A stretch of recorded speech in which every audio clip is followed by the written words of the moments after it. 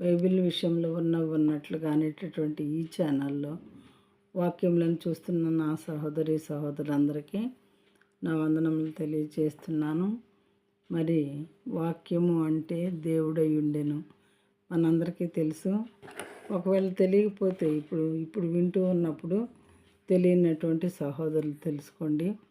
వాక్యమే దేవుడై ఉండెను అని బైబిల్ గ్రంథంలో వ్రాయబడి ఉన్నది. అయితే ఈ వాక్యము దహించు అగ్ని అంట. వాక్యంకి మరొక పేరు దహించు అగ్ని. అంటే అగ్ని ఎలాగైతే కాల్చేస్తుందో వాక్యాన్ని మన హృదయంలో ఉంచుకున్నప్పుడు ఆ అగ్ని మనలో ఉన్నటువంటి పాపాన్ని కాల్చివేస్తుందట. అదేవిధంగా బండను బద్దలు సుత్తి లాంటిదంట వాక్యము. మన హృదయంలో ఉన్నటువంటి పాపపు తలంపులు, పాపపు క్రియలు, పాపపు నడవడి మొత్తాన్ని కూడా బండను సుత్తి ఎలాగైతే బద్దలు చేస్తుందో మన హృదయంలో ఉన్న పాపాన్ని అలా బద్దలు చేసేదిగా ఉంటుందంట దేవుని వాక్యము.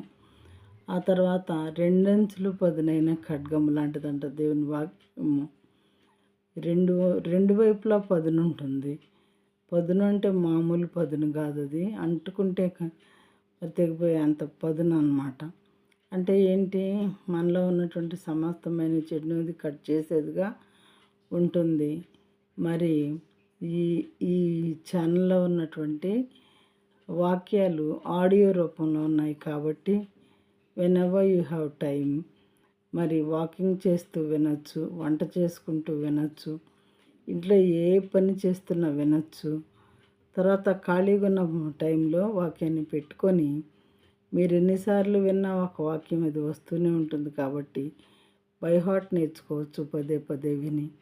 వాక్యమే దేవుడై ఉన్నాడు అని ఉంది కాబట్టి మరి వాక్యాన్ని మన హృదయం అనే పలక మీద రాసుకుంటే దేవుడు మనతో ఉన్నట్లే.